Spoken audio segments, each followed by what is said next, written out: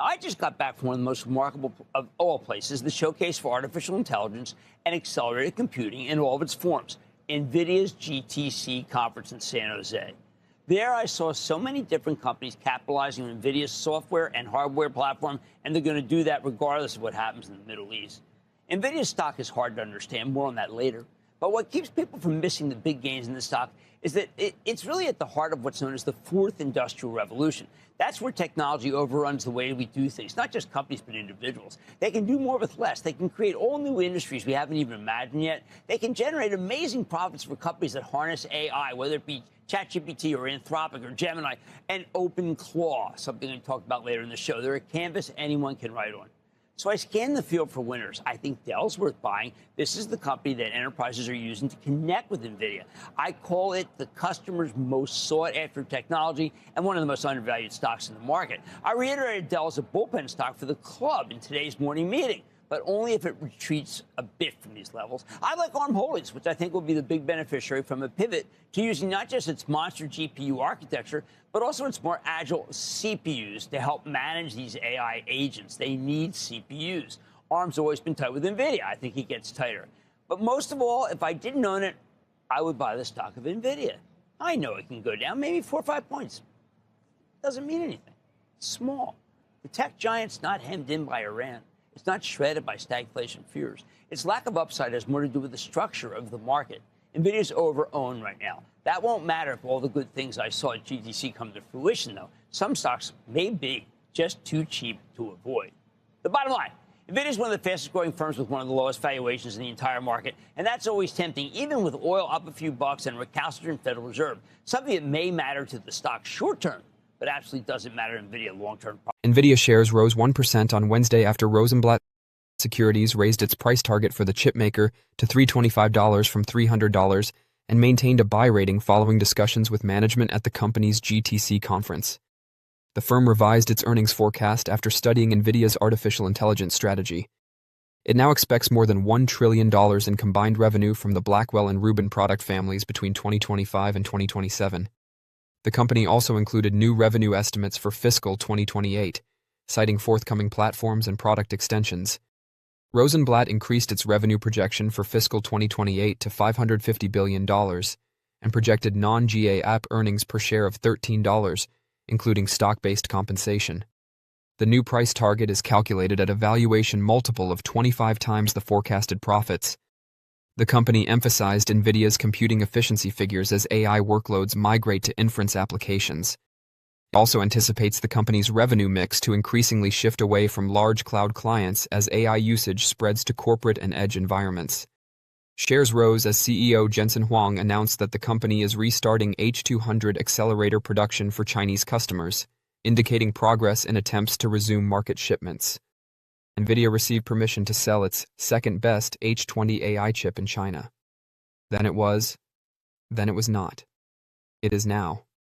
However, it may have to pay a 25% duty to the U.S. government, dampening the festivities. Almost a year ago, the Commerce Department halted H20 sales to China. At the same time, China instructed its technology companies to purchase chips manufactured in China. However, there were concerns that those developed and manufactured in China did not compare to NVIDIA's CPUs. Throughout the process, Chinese companies gained access to NVIDIA's processors through locations such as Singapore. According to the Association of Certified Sanctions Specialists, LLC, recent investigations and parliamentary discussions have revealed a troubling trend. Singaporean traders may be acting as intermediaries, purchasing NVIDIA chips under legitimate pretenses, and then rerouting them to Chinese entities via third-party distributors, shell companies, and re-export hubs. The issue was originally raised in March. It also indicated that NVIDIA chips were available in Malaysian and Indonesian data centers. Early this year, NVIDIA CEO Jensen Huang stated, or did not state, that the road to China had been barred once again. Yesterday, he said the door was wide open. Huang told guests at an NVIDIA event, "We have been licensed for many customers in China. We have received purchase orders from numerous customers and are in the process of restarting operations. Depending on who you believe, China's sales could be worth billions or tens of billions of dollars. But how much will the U.S. government take from this revenue?" Earlier this year, the White House issued a directive. The president also slapped a 25% levy on some powerful computing chips, including the Nvidia H200 and AMD MI325X.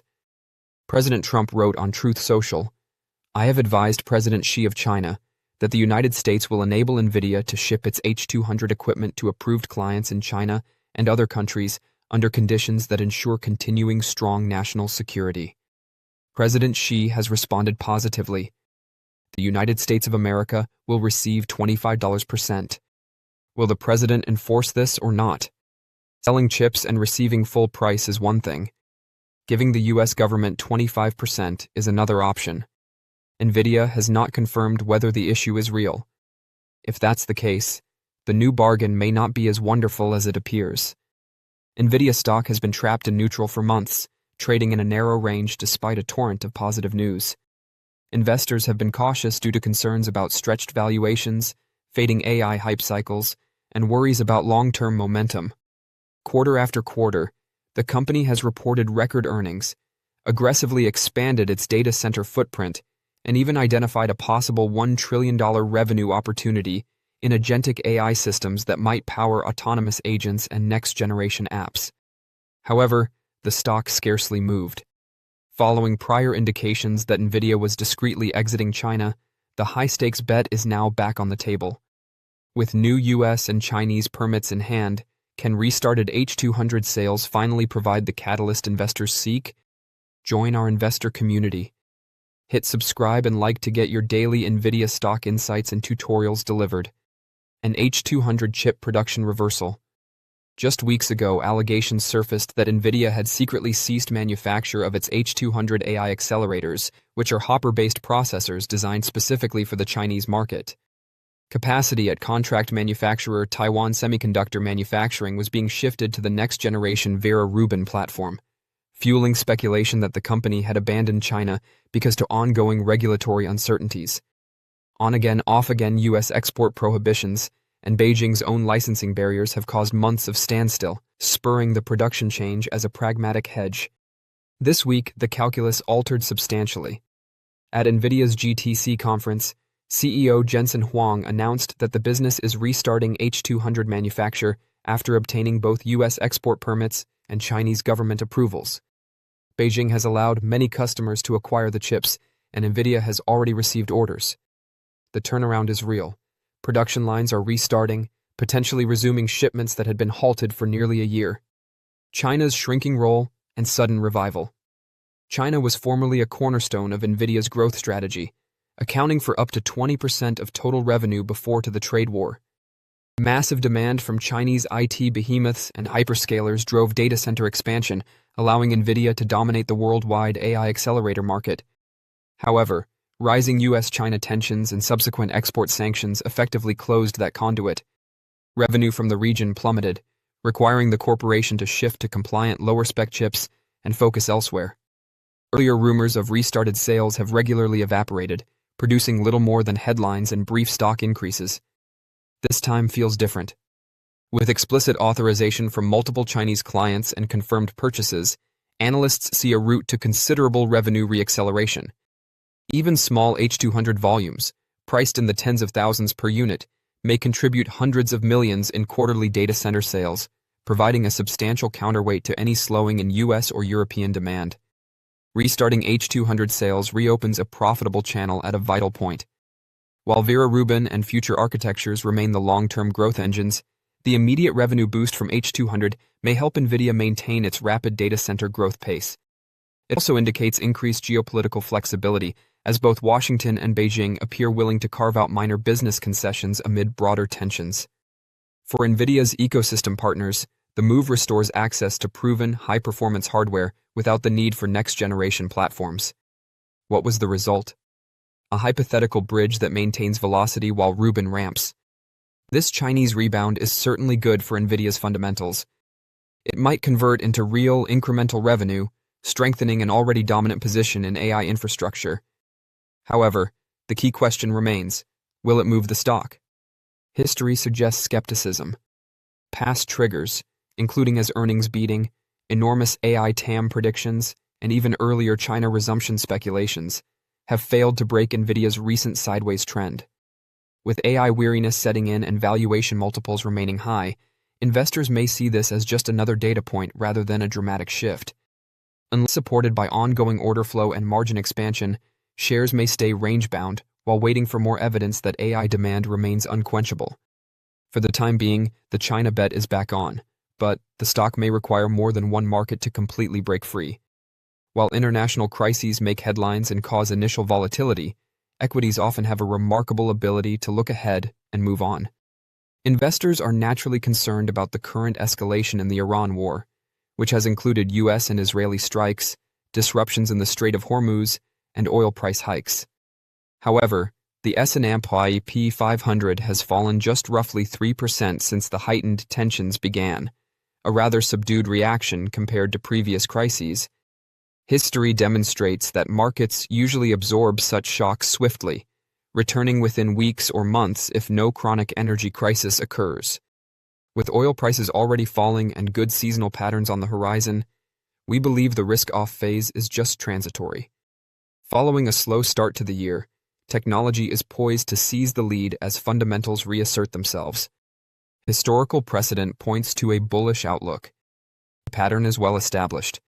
Analyses of key post-World War II events demonstrate that, on average, the S&P 500 returned to pre-event levels within 28 days, and, in most cases, reported positive gains 1 year later.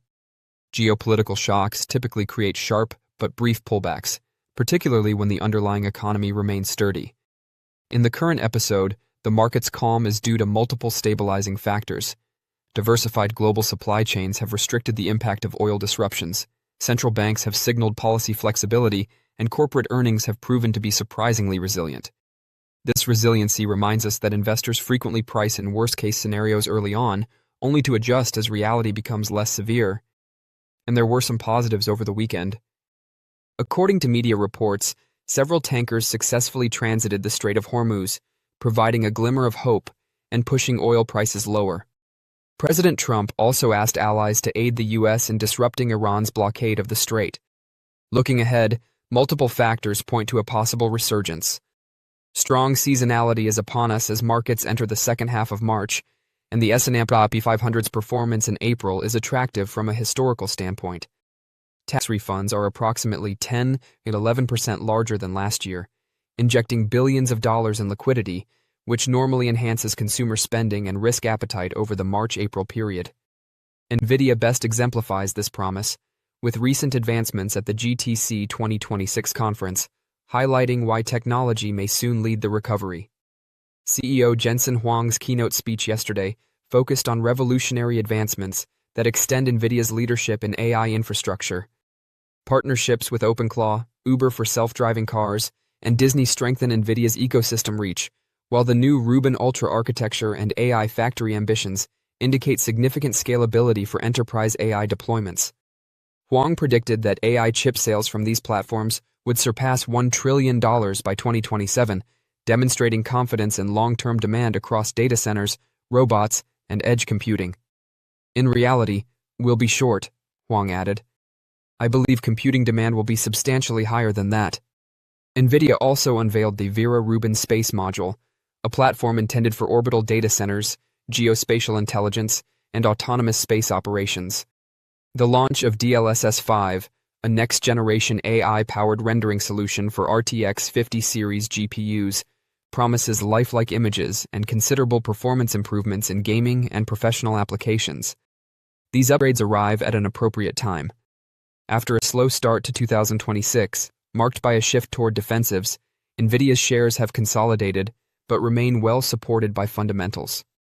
The company's rank number 2, buy, shows favorable earnings estimate revisions and a track record of meeting AI growth projections.